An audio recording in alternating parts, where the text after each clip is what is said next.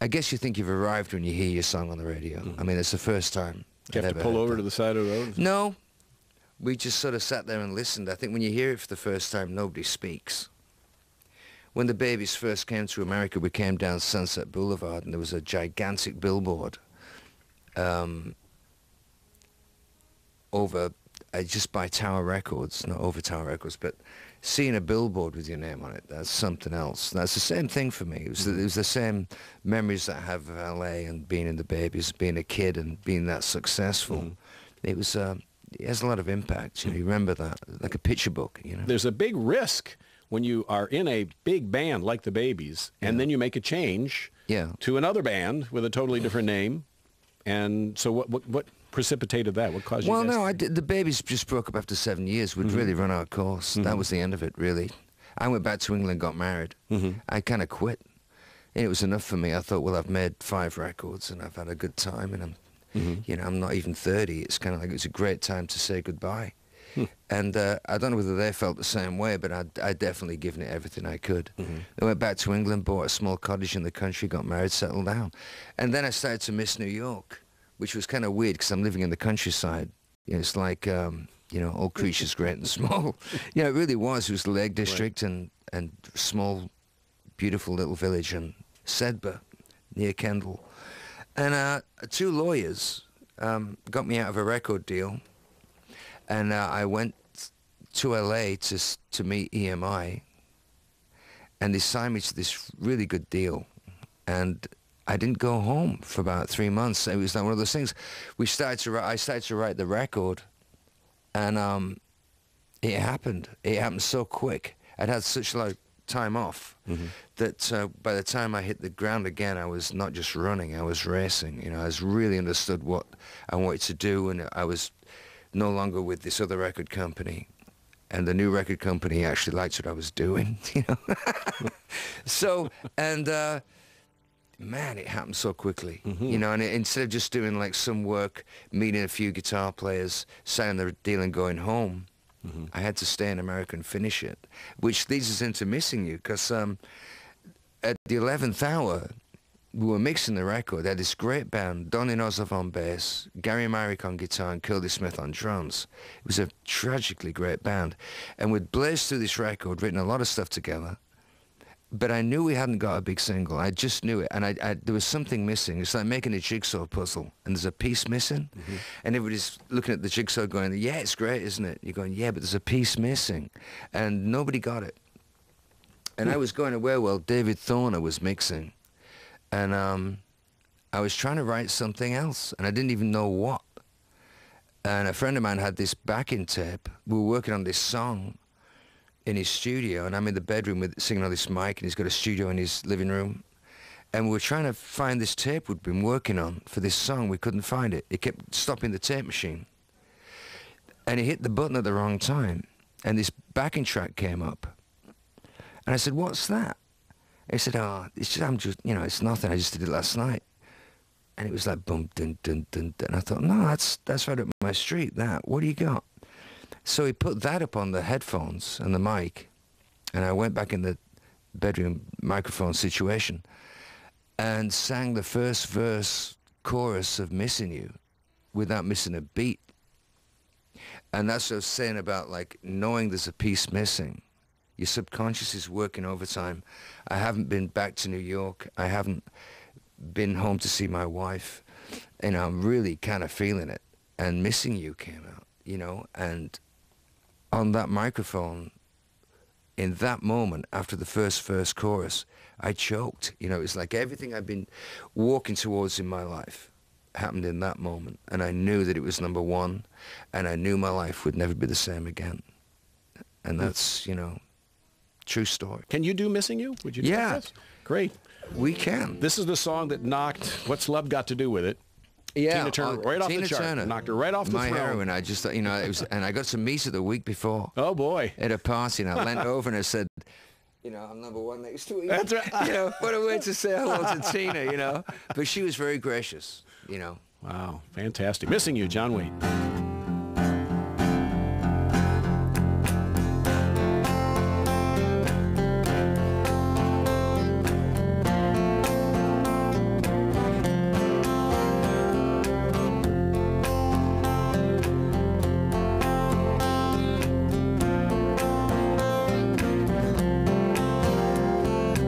Every time I think of you, I always catch my breath, and I'm still standing here, and you're miles away, and I'm wondering why you left. And there's a storm that's raging through my frozen heart tonight. I hear your name in certain circles, and it always makes me smile. I spend my time thinking about you, and it's almost driving me wild. And it's my heart that's breaking down this long distance line tonight. I ain't missing you at all since you've been gone away. I ain't missing you at all. No matter what my friends might say, there's a message in the wire, and I'm sending you the signal tonight.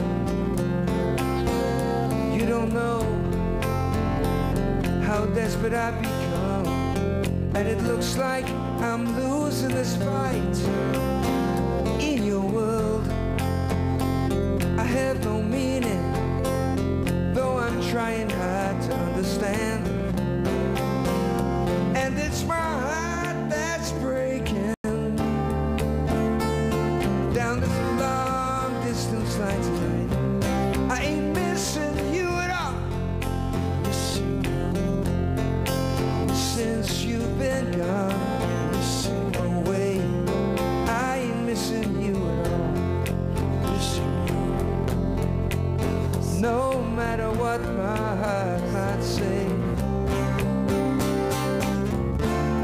There's a message that I'm sending out, like a telegraph to your soul. And if I can't bridge this distance, stop this heartbreak on below, I ain't missing you at all since you've been gone away. I ain't missing you at all. No matter what my heart might say, I ain't missing you at all. I can lie to myself these days. I ain't missing you. I ain't missing you. I ain't missing you at all. I can lie to myself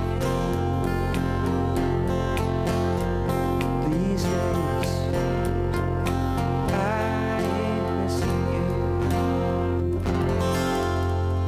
Woo! They're cheering around the world. John Waite, Missing You. What a huge, huge mega hit. Yeah. I'll tell you what, was that the highlight for you in the career? Well, yeah, I was living in New York before that, and I was kind of living on 72nd Street in a crash pad, you know, sleeping on the floor on a mattress and stuff. Times were pretty tough.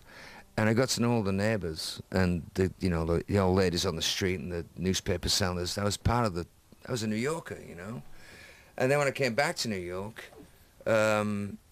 I'd go up there and see these people, and they were kind of real proud of me. And it was kind of, I really felt validated with that. It wasn't so much the #1 thing or the success. It was like being in New York, and 6 months before, I was living off like $200 a week in New York. You know, it's kind of tough.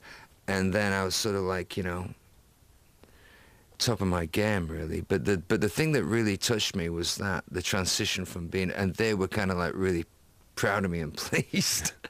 And I really took that to heart. I thought that was really kind of wonderful, you know. And the rest of it was great too. Right. When you're #1, you always get a good table in a restaurant.